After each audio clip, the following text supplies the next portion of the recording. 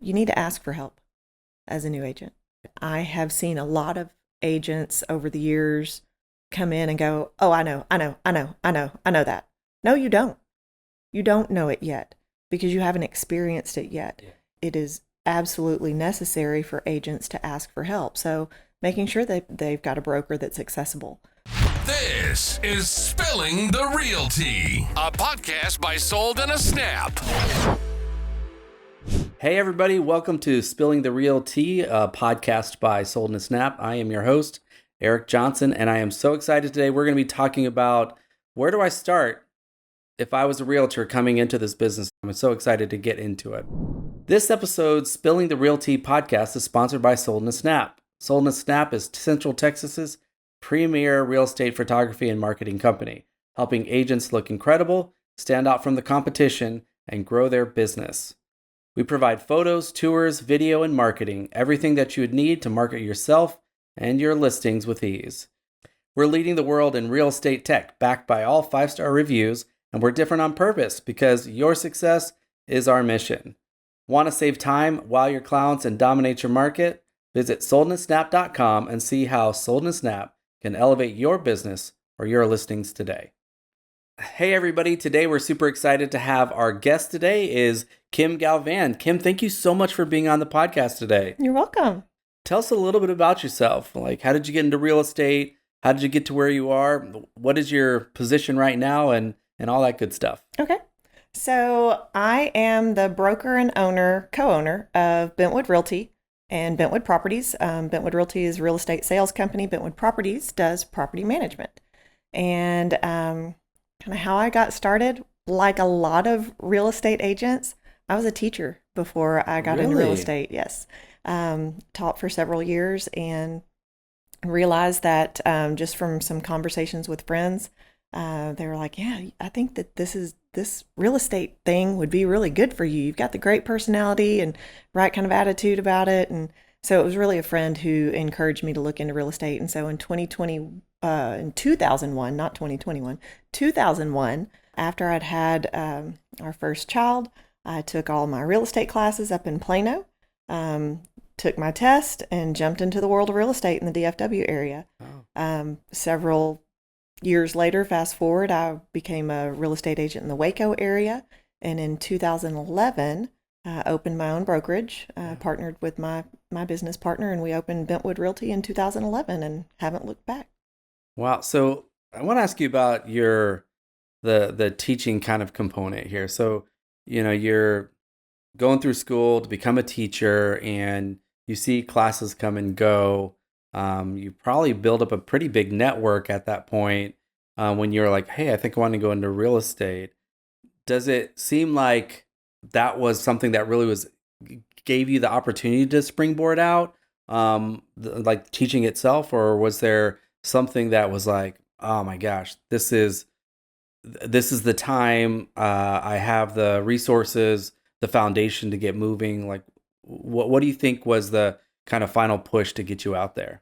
So back in 2001, I was feeling a lot of, like a lot of teachers, kind of fatigue with teaching to the test and doing all that kind of stuff. Sure. And so there's a little bit of burnout going on just professionally. And one of our really close family friends, they were in the process of buying a house. And so I tagged along a lot with them. And that's really kind of where that conversation started. Now, I will say that my past as a teacher has been incredibly beneficial to me because as the broker and owner, I do a lot of teaching. Sure. A lot of one-on-one teaching, a lot of teaching to the brokerage, the group of agents. Yeah. So I feel like my past kind of prepared me for where I am right now. Yeah, and that's perfect. What a good segue into. So I have, a broker. You have a brokerage, and you have new agents that come in. Let's just say today I'm a new agent, and I say, "Hey Kim, I want to come on board. Where do I start? What do I do?" So, what do we do? Help me navigate through that. So I think that the very first piece of advice that I would give is gather all of your contacts.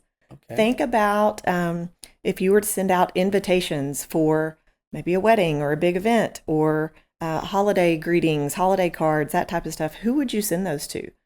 Gather all of that information. Gather those people's names, their mailing address, their phone number, their email address if you have it.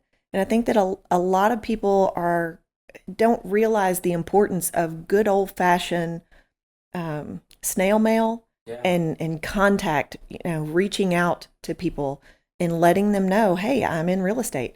I think that a lot of agents now think, oh, I just have to create a social media page and just put it out there on Facebook and let the world know that I'm a real estate agent now. And that's just not how it works. Yeah. That's not how successful people. And it's interesting because now that you say that, so my sister's a real estate agent, but before her, we were friends with a couple different agents that we didn't know had gotten into real estate until we got that snail mail.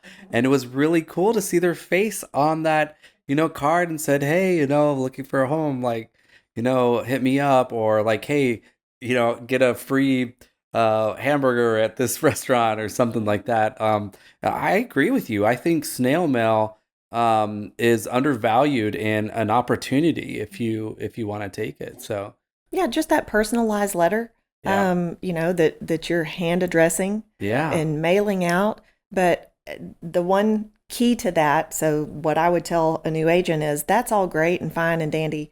Mail those letters out, but all that time, energy, resources, even money mailing them out means absolutely nothing if you don't follow up with it. Gotcha. And so mailing that initial letter or sending out that initial announcement is great, but the key to it is the follow-up. So making that phone call or that personal visit to say, hey, I just wanted to check to see, did you get the letter? Okay. Did you get my announcement?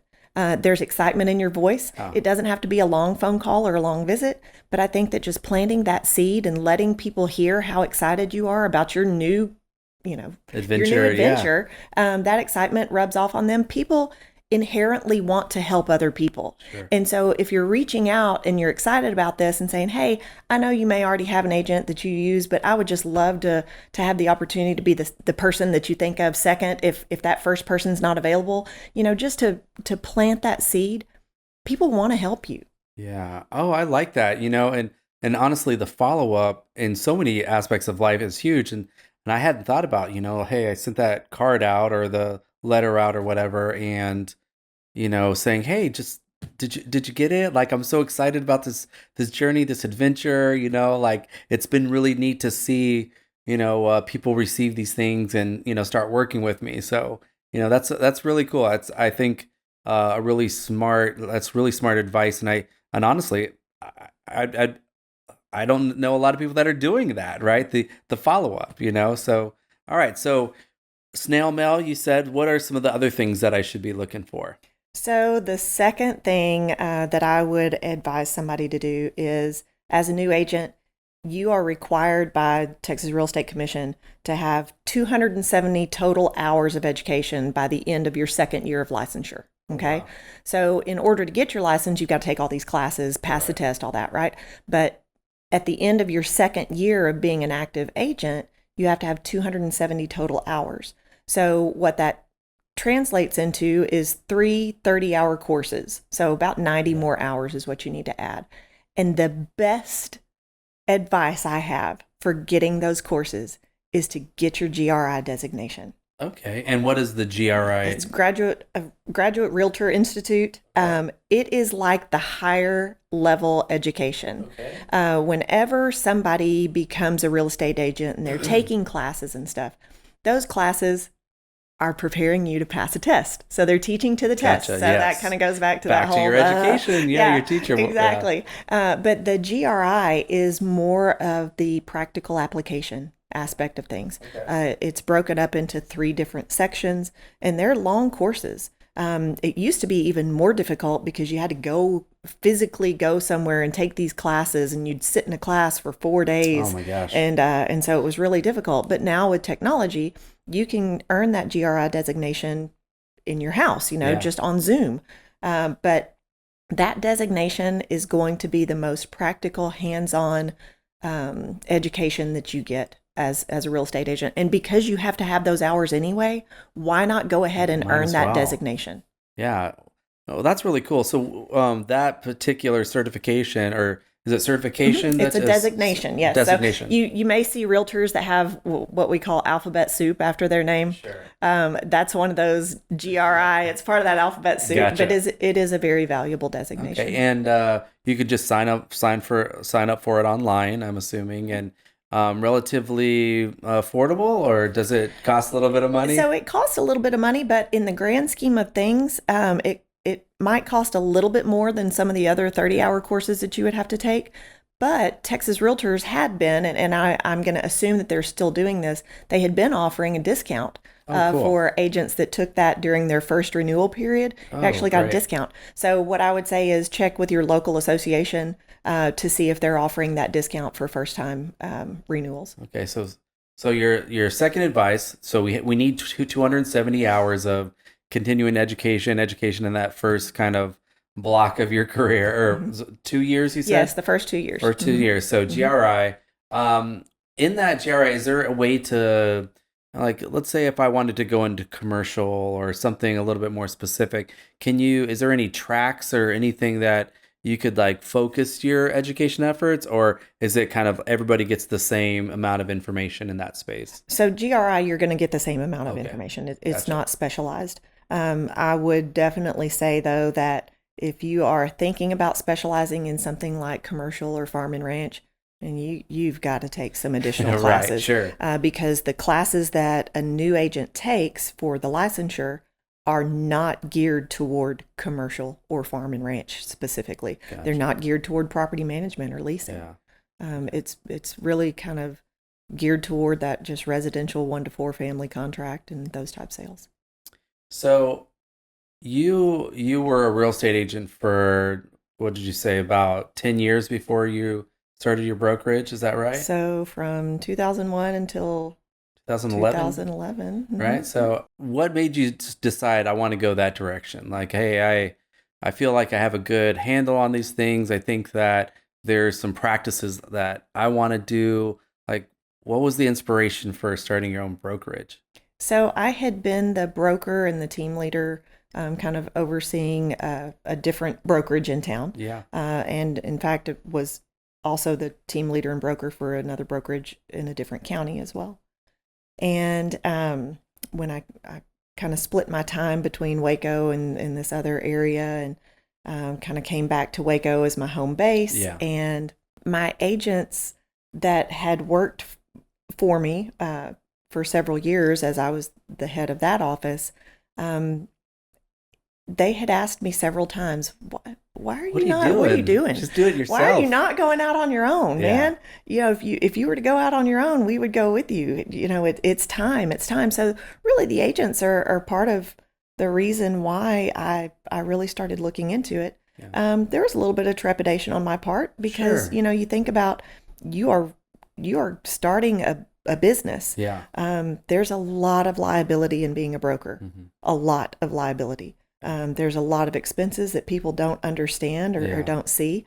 And so, you know, taking that leap from being the broker team leader of a brokerage that somebody else owns, Sure. and then going out on your own, that is a big leap of faith. Yeah. You have to show value to the agents. They've got to see the value in coming along with you and joining that brokerage. And so that was one thing that I feel like the agents, they were the force that was pushing me because obviously they saw the value in making a change with me as well.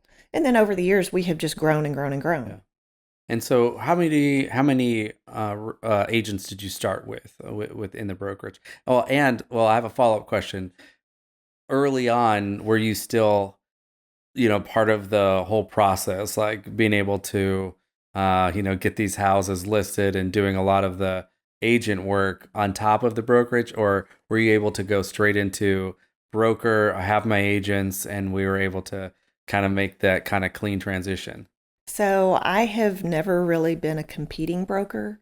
Once I made that transition into being a broker owner, I would refer out my buyers and sellers. It has to be a really unique situation where I would work with a buyer or a Gotcha. seller. Somebody really close, yes, that only family, trusts you. yes, yeah, that kind of stuff. Gotcha. and I trusted my agents, Yeah. that I knew that if I was going to hand off one of my clients, that they were going to take care of them. But interestingly enough, back in 2011, one of the things that set us apart as a brokerage was our photography. Really? Okay, well, let's talk about that then. Did you have your own photographer? Or did you hire somebody for that? What did that look like? So there was an agent in our office who was big into photography at that point. You had the DSLR, and it Yeah. was funny because people from other brokerages would call and say, "What kind of camera do you have? What kind of camera? Like What are the you like the using? camera makes a difference. Yeah. What kind of oven do you Like, is that have?" an iPhone 4 or Yeah. like what is it that you're Yeah, using? Yeah. exactly. And so it at that time, people weren't investing in the photography. Yeah. And I also did a little Same. photography Yeah. kind of Okay, hobby stuff okay. on the side. And so he and I would kind of nerd out together about, different camera settings and, merging photos and the HDR, the stuff Yeah. that at that point was really cutting edge. Yeah. And so I would go out, he and I, either individually or together, we would go out and we would take pictures of our new listings. Okay. And, we'd have these great photos that would, again, set us apart from our competition. And so it's interesting to me to see how all that has evolved over the years. Sure. Now, okay, so was there courses and classes, or were you guys kind of like, this looks good to me? I think this angle is best. Were there those rules where you get like that third wall or anything like that back then? Or was it just like, you know what? This looks like a good picture. The lighting feels good.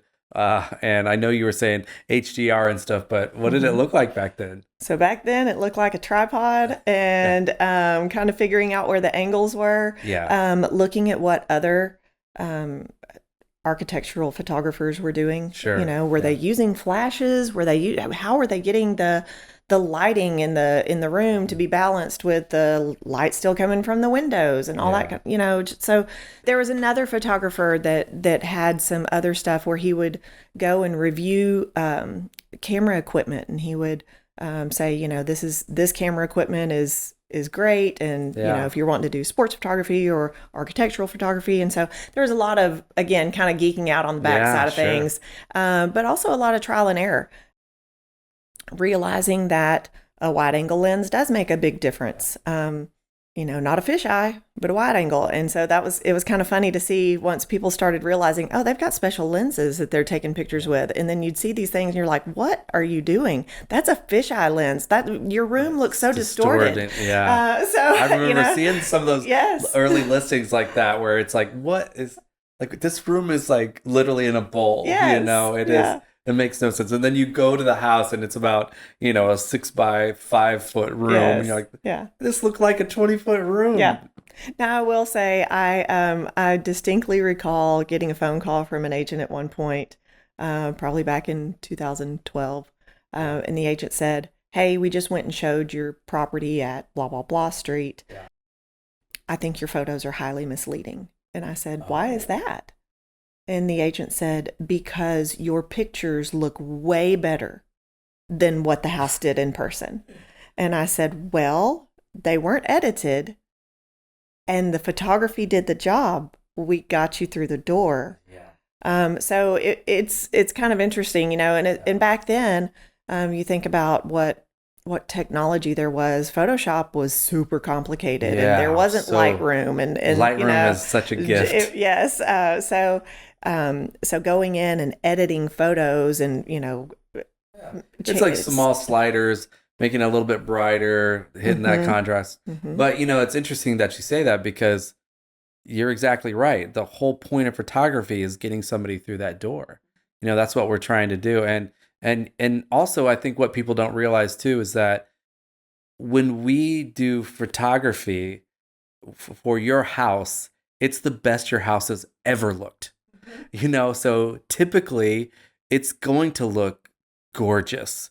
And if it seems misleading, it's because we didn't change anything about the house. We just put it in its best light, and so getting you through that door is the number one thing that we want to do. That's the whole point. So All right, so let's get back to you mentioned the first two things that we should be doing. So, number one, make sure we collect all of our people together. We got a whole list, my wedding list, and I've got their emails, the snail mails, their phone numbers. We're going there.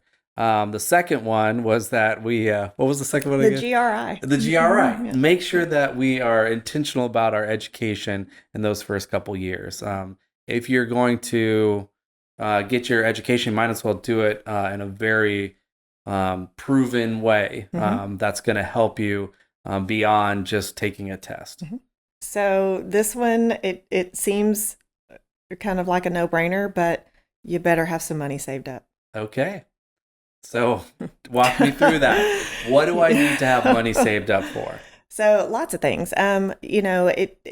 While there are a lot of ways that you can inexpensively or even at no cost promote yourself, think social media, you do want to invest in your business. Yeah. And real estate is commission based. Yeah. And so there's no paycheck that's coming in on a guaranteed basis. Every listing that somebody takes, you should be investing money into that listing. You should be investing in professional photography. You should be investing in promoting that listing in various ways, whether that be through, again, sending out postcards or flyers or boosting the post on social media or whatever, or however else. But it's going to take money. And with no income coming in, you better have some money saved up. But there's a second part to that as well. Okay. So once the money starts coming in, you better be saving some money for taxes. That is probably a huge mistake that a lot of people make. So back to kind of that part one of that. It's hard for me not to think about my sister because in that very first year or two of her being a real estate agent, she spent a lot of money, and it was, the little things like business cards, she did a lot of things where she would package little soaps and things in gift bags at open houses. She did so much work, and I remember her thinking like, I just need that, that first bite. I need somebody to, get me through that first wicket of, bringing some of that money in. And now she's doing really well. But I remember money going out and no money coming in, and she was, really struggling with that. How long do I go before I feel like this isn't something viable for me, And so in that space, is there anything that you would recommend that you don't spend money on in that kind of first area? So you said save a lot of money, make sure that you have a good kind of pot foundation. But what shouldn't I spend my money on in that first space? So this may be a little bit controversial because there are people that do this successfully. But I think that as a new agent, you should not be paying for leads. There's a lot of companies out there that will say, hey, X dollars a month and we'll provide you with so many leads. Yeah. And I think that if you talk to the majority of agents out there who have done that, it sounds attractive, but you've got to be able to quantify your return on investment. Okay. For every dollar that you spend, you should be bringing in $3 to $4. Sure. That's great if you can get that. Will I spend $1 to make $2? Yes. It's still a return on my investment. But I think that if you are banking on, I'm just going to buy a bunch of leads, man, I got some oceanside property to sell you. I think that it's very tempting for agents to spend money on these lead sources rather than going out there and doing the hard work, which is, pressing flesh and pounding sand and going and meeting people and making those connections. Okay. So I'm a new real estate agent. I'm under your brokerage, and I've been grinding and I've been working so hard and coming up empty. What advice do you give me at this point? Like, I've done all the things. I've done some open houses. I've, spent some money, but I'm starting to get at the end of that money and I'm not really getting anything coming in.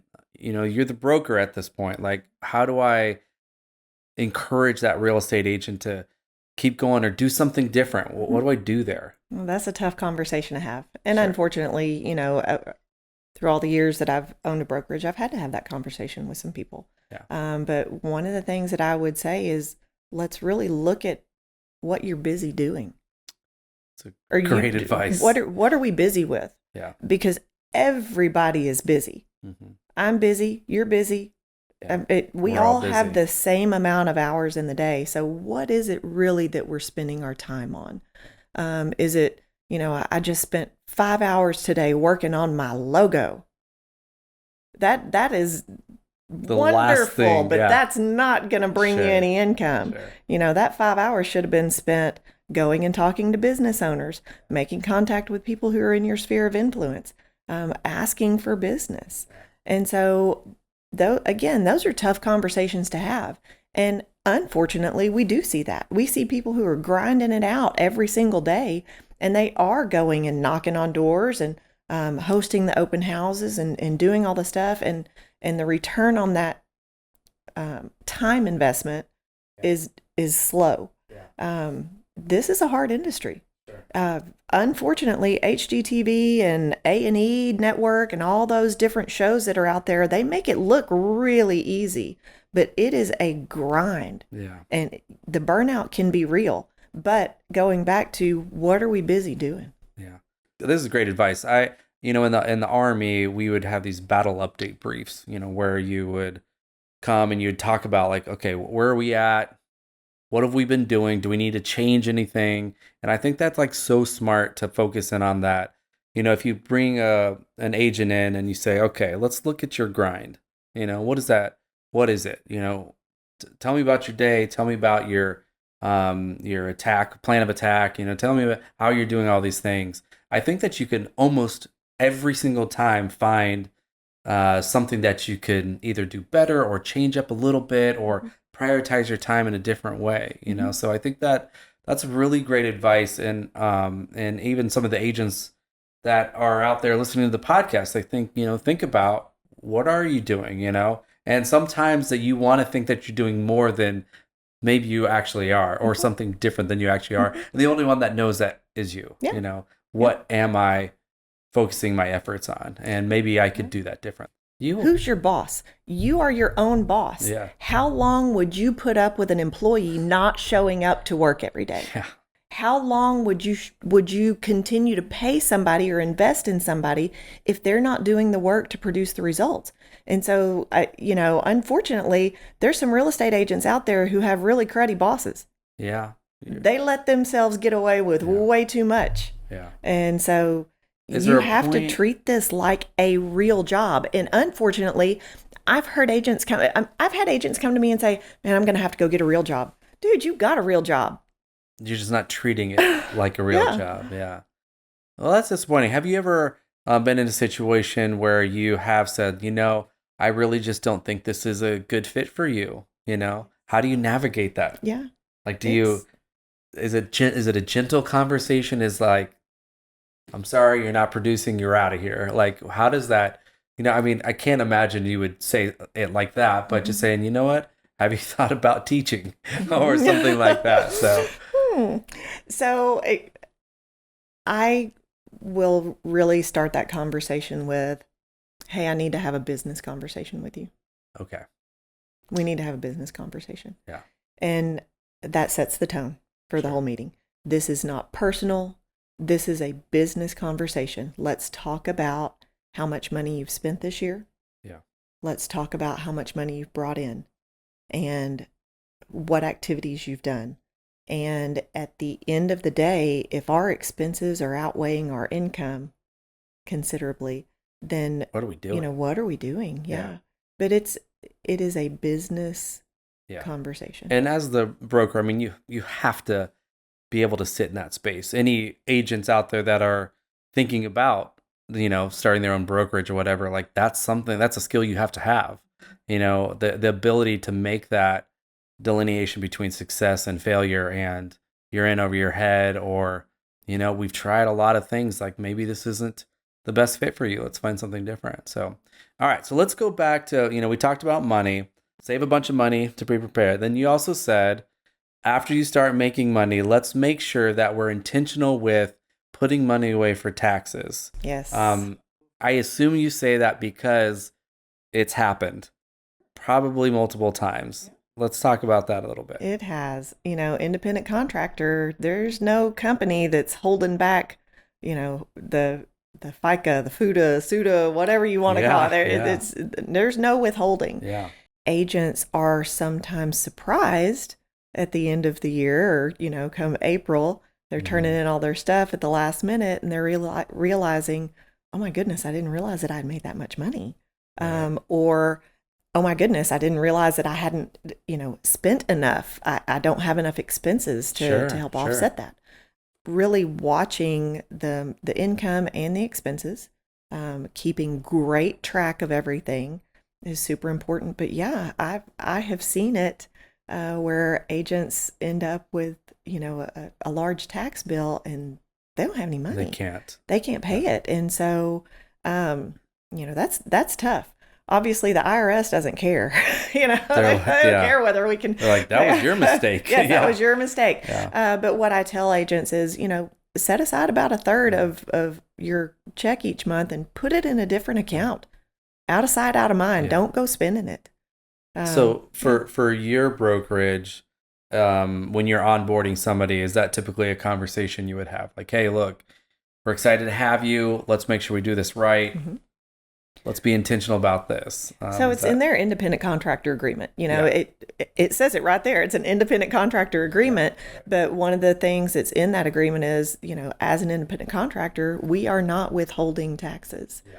And so, we kind of point that out. But I also don't harp on it. These are adults as well. Right. And I am not a tax expert. I'm not their accountant. But I do, unfortunately, have to hear these horror stories and try to kind of reel them back in. Yeah. Okay. Yeah. So number 3, make sure you save money. Make sure you put money away for your taxes. All right. So let's move on to number 4. Where are we at with number 4? So again, this one seems like a kind of a no-brainer, but you need to ask for help as a new agent. Yeah. And I have seen a lot of agents over the years come in and go, oh, I know that. No, you don't. You don't know it yet because you haven't experienced it yet. Yeah. And I think that it is absolutely necessary for agents to ask for help. So making sure that they've got a broker that's accessible or a mentor that is available to them. I tell my agents, look, before you write up this offer or before you send it out for signatures, you're going to write it up the best of your ability. I'm not going to do it for you because that's the teacher in me. Yeah. I'm not going to do it for you. You know way more than you give yourself credit for. So write it up and then we're going to review it together. Yeah. We're going to talk about what needs to be corrected and then we're going to send it out for signatures. Yeah. Good. But again, asking for help, but also knowing kind of where your lane is. Yeah. We need to be the source of the source, but we also need to stay in our lane. We don't need to be too helpful. So when it comes to buyers that are saying, hey, how much are my closing costs going to be? That is not for me to say because I am the real estate agent, not the lender. Right. And I think that a lot of agents want to try to be helpful. And by doing so, they get themselves in trouble because they are over helping. Yeah. They're stepping way outside of their area of expertise. Yeah. In that kind of same thinking, you have this agent who is asking for help. Would you say that this has become more and more prevalent in agents where they're like, oh, I know. Because, or like, was it always like that? Was there a point where you would be an agent that came in and was like, all right, teach me what you know? And now it's more of like, no, I got it. So I think that part of what's happened just with our society in general, we have access to information at the click of a button now. Right. And so people are really quick to go online or Google something or try to find a video or something like that. Whereas, 10, 20 years ago, it wasn't quite, yes, we had the internet and all that kind of stuff, but it wasn't quite as prevalent. But I've also seen agents who have gone around asking for help until they find the person who gives them the answer they want to hear.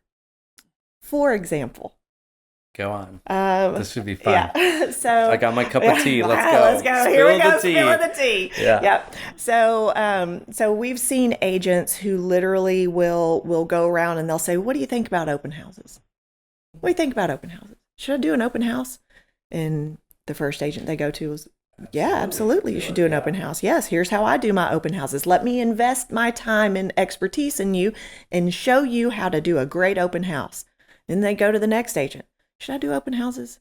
Should I spend any time doing open houses?" "Well, yeah, maybe. I've done a couple." And so, and then they go to the third agent or the fourth agent who says, "Man, open houses don't work. Don't waste your time doing those." "Great. I'm not doing open houses." And so you have to take advantage of the people who are investing in you, not take advantage in a bad way, but take advantage of their knowledge. If somebody's going to take time out of their day to invest time in you, then be grateful for that. Do something with that information. Go implement the information that they have given to you. Don't just hop on down the hall or hop on down the way until you get somebody who tells you, you don't have to do that. Yeah. That's just, you've wasted everybody's time. What's the point, too? What's the point? I mean, if you're asking that question, you probably already know the answer. I probably need to do it, get my own experience doing it. And, again, back to my sister, she did probably 10, 15 open houses. And did they come out with all kinds of different, opportunities? Not really. But every once in a while, she would get somebody interested, maybe looking for a realtor. And I think that, having that kind of those opportunities, like experiencing the failure is important just as much as experiencing the success. So go out there, put your neck out there, put some stuff together, be a professional. And even in those spaces, I think that you can build your brand, in that. Like, oh, I did it this time. I didn't necessarily feel like I had everything together. This time I'm going to do it again. And you'll find stuff like that. So, okay. Number 4, we had reaching out for help. Ask for help. Make sure you ask for help. All right. So we're on our last one. Number 5. Tap into social media. All right. So we started out with snail mail. And we said, this is really important. And you did say that social media is important. But we waited till the very end to really lock into social media. Tell me about why you say that. So I think that people can waste a lot of time on social media. Realtors or people in watching general, realtors? Both. Yeah. I mean, all of us. No realtor, to my knowledge, got the real estate license to be a content creator. Right. But here we are. But I think that the social media aspect is necessary because that's where people are. Texas Realtors does a survey. Where are you finding out about your agent? Referrals are still the big thing. Sure. But referrals can stem from, I keep seeing this guy on social media. I keep seeing his videos. I keep seeing her posts. So being on social media keeps you at the top of somebody's mind. Yeah. And so that's where you want to stay. Yeah. And it's interesting that you say it because I think that, we have a local realtor and who's very flashy and trendy. And I'm constantly like, man, this guy is he's always getting people. He's always selling a house. He's always doing these things. And it's how does he do it? And it's well, you're seeing exactly how he does it. First of all, he's highlighting these properties that he's selling and then highlighting the properties that, I guess it's highlighting the property before it sells and then highlighting it, as it sells. And then just all those other little things, when you see stuff like that, you're drawn to the personality just as much as, the house itself. I want to be a part of that. Well, what does that look like in real life? Right. So it gives you an opportunity to show people your human side, Yeah. who you really are, kind of tell your story. There's agents that are like, I don't want to be in front of the camera. You don't have to be in front of the camera to still be present. Yeah. You don't have to show your face to still stay top of mind. You just have to have a presence on social media. But I do think, though, that, there's a reason why you drive up and down the streets and see different realtors on signs, and they put their faces on there because face recognition is huge, and I think that's one of the things that, at Sold in a Snap, one of the things that we've been pushing a lot is like, get your face on those reels. We can do that. We can help you with that. You don't even have to be creative. Let us do that for you, and that goes back to spending a little money, like if you are a great content creator, create content. If you're not, find somebody who can help you create content. It's leverage. Yeah, it is. It's leverage. Yeah. All right. So we have our top 5. Any last tips or action items that you want to throw at us before we wrap up? Who you're in business with matters. Okay. So you really need to look at who your partners are in this business. Who are the vendors that you can reach out to? Who are the people who are your cheerleaders? Lean into them. Lean into your sphere of influence. Know who those people are who are going to be, saying, "Hey, yeah, you need to call Kim, or you need to call so and so. They're doing a great job. Call Sold in a Snap because they do a great job." Yeah. Know who those people are, and just try to continue to develop those types of relationships with additional people. Grow your sphere of influence. Kim, thank you so much for being on the podcast. This has been really awesome. And I just so appreciate your insight to kind of like what it's like to, be a brand new realtor right now. And I think you have really given us a lot of really great things to think about and be able to take with us. So, and thanks for the tea as well. You're welcome. Yeah, the tea was delicious. Yeah. So it's fun drinking tea while spilling the tea, So, all right. Before we wrap up, we want to do today's tip of the week. Before you spend $1 on ads, build relationships. Start by introducing yourself to 5 local business owners and create authentic connections that make people remember you, not just your listings. And I think that's a kind of good wrap up of what we were talking about today. Relationships are huge in this whole space, whether it's being a mentor, looking for people to work with, to communicate with, and all that. So everybody, thanks again so much, Kim, for being on the show. Everybody, Kim Galvan. If you guys want to connect with her, we're going to put all of your contact information in the show notes below. So be sure to check her out. And that's today's pour.